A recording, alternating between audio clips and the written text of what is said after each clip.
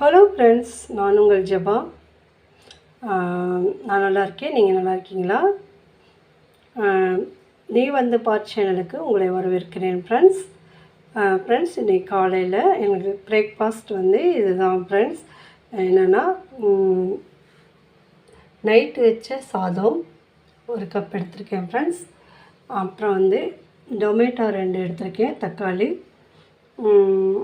வெங்காயம் கொஞ்சம் கட் பண்ணி வச்சுருக்கேன் ஃப்ரெண்ட்ஸ். 3 வத்தல் மிளகாய், கருவேப்பிலை, மல்லி இலை, மஞ்சத்தூள், கடுகு, தாளிக்க தேவையான அளவு உப்பு.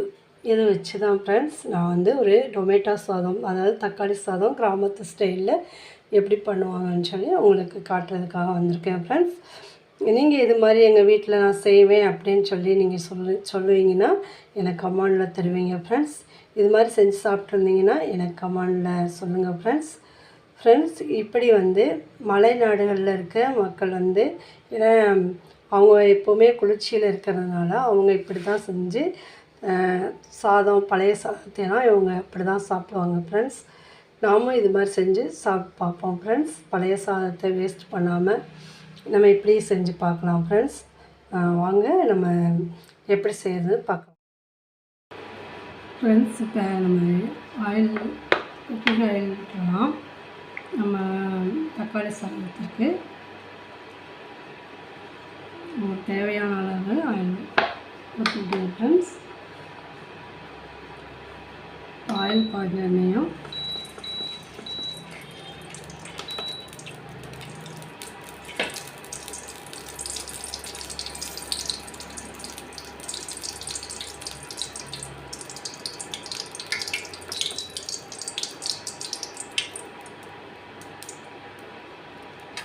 அப்படியே சேர்த்துனார்கள்.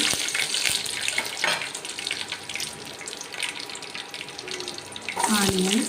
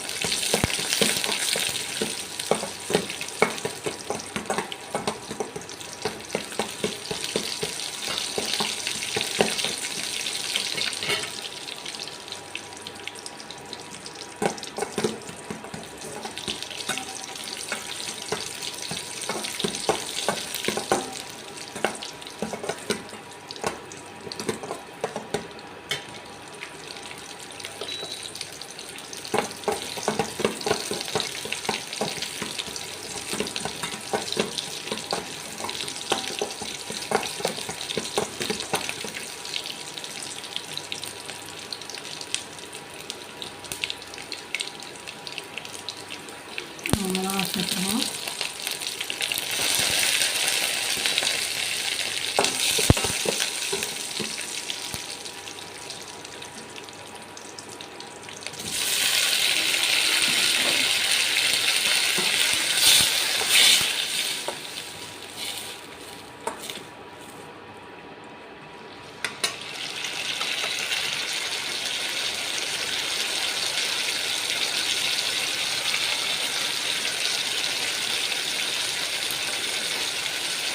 கருவேப்பிலை, மல்லித்தழை எல்லாம் சேர்த்துக்கலாம் ஃப்ரெண்ட்ஸ்.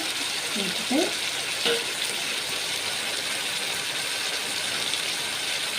மஞ்சத்தூள்,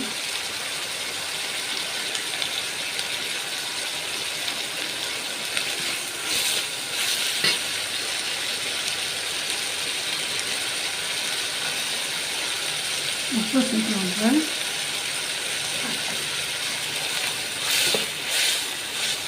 நல்லா மசியாக வேக வைக்கணும். உப்பெல்லாம் சேர்த்துட்டதுனால நல்லா தக்காளி தண்ணி விட்டு நல்லா அந்த தண்ணியிலே வேகும் ஃப்ரெண்ட்ஸ். வெந்த பின்னாடி நம்ம வந்து சாதத்தை உள்ளே இறக்கிடலாம். இறக்கிட்டு நம்ம இது கொடைக்கானல், ஊட்டி இந்த மாதிரி குளிரான ஏரியாவில் வந்து இந்த மாதிரி பழைய சாதத்தை நம்ம பன்னீர் சாதமாகவோ இல்லை தயிர் சாதமாகவோ உங்களால் செஞ்சு சாப்பிட்டா உங்களுக்கு ஏற்கனவே கூலிங்கில் இருக்கிறதுனால உங்களுக்கு சளி பிடிக்க வாய்ப்பு சொல்லி அவங்க இந்த மாதிரி பழைய சாதம் இருந்தால் அவங்க வந்து காலையில் இந்த மாதிரி செஞ்சு சாப்பிடுவாங்க ஃப்ரெண்ட்ஸ். எங்கள் தாத்தா பாட்டியெல்லாம் அந்த மாதிரிலாம் செஞ்சு சாப்பிட்டாங்க.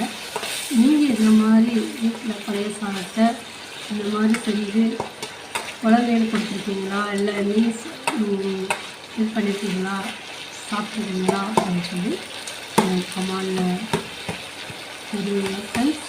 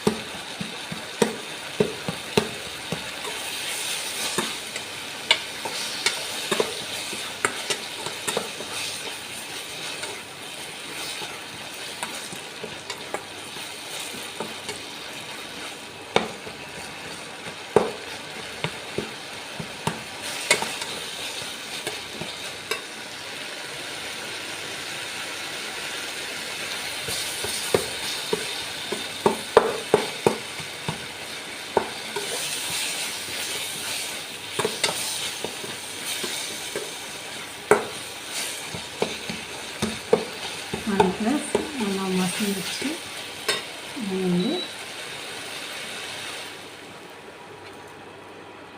உள்ள சால்ட்டு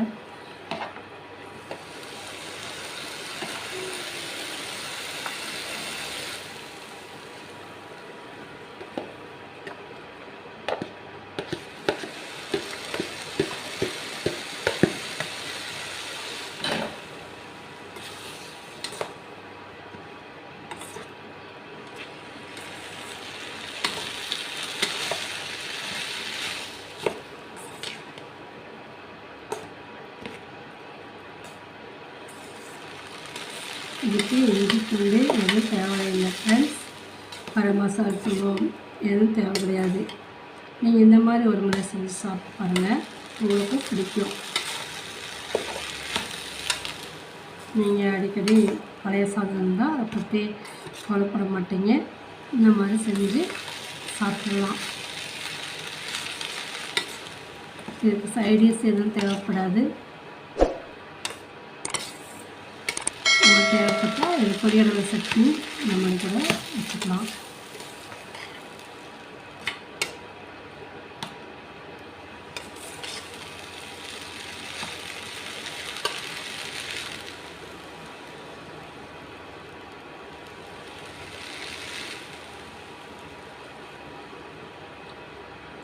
பழைய சாதமாக இருக்கிறதுனால நம்ம நல்லா சாப்பாடு சூடு ஏறுற அளவுக்கு நல்லா நம்ம கிண்டி விடணும். ஏன்னா தக்காளி எல்லாமே நம்மளுக்கு மசிஞ்சிருச்சு. இனி வந்து இந்த மாதிரி நல்லா சாப்பாடு நல்லா சூடாக வர மட்டும் நம்ம கிண்டி சாப்பாடு இறக்கிட வேண்டியதான் ஃப்ரெண்ட்ஸ்.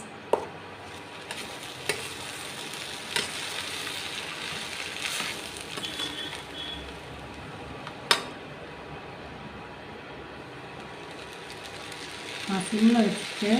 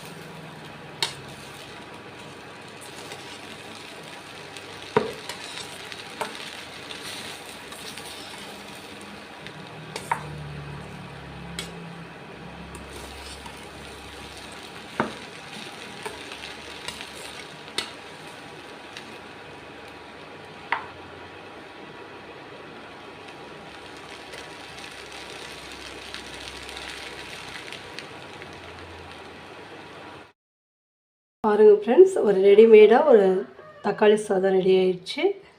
உங்களுக்கு பிடிச்சிருந்தால் லைக் பண்ணுங்கள் ஃப்ரெண்ட்ஸ். வாங்க ஒரு வசனம் பார்த்துட்டு வந்துடுவோம், பைபிள் வசனம். ஃப்ரெண்ட்ஸ், ஒரு பைபிள் வசனம் பார்ப்போம். ஃப்ரெண்ட்ஸ், மத்தேயு 6ஆம் அதிகாரம் 26வது வசனம். ஆகாயத்து பட்சிகளை கவனித்து பாருங்கள், அவைகள் விதைக்கிறதும் இல்லை, அறுக்கிறதும் இல்லை, களஞ்சியங்களில் சேர்த்து வைக்கிறதும் இல்லை, அவைகளையும் உங்கள் பரமபிதா பிழைப்பூட்டுகிறார். அவைகளை பார்க்கலும் நீங்கள் விசேஷித்தவர்கள் அல்லவா? நம்ம இந்த தக்காளி சாதம் அழகாக வந்திருக்கு ஃப்ரெண்ட்ஸ், பாருங்கள். ஃப்ரெண்ட்ஸ், இன்றைக்கி உரிய வசனமும் பார்த்துட்டோம். Thank you friends. இது மாதிரி செஞ்சு பாருங்கள். உங்களுக்கு பிடிக்குதா பிடிக்கலையான்னு சொல்லி எனக்கு கமெண்டில் தெரிவிங்க ஃப்ரெண்ட்ஸ். எனக்கு இந்த சாதம் ரொம்ப பிடிக்கும். Thank you friends.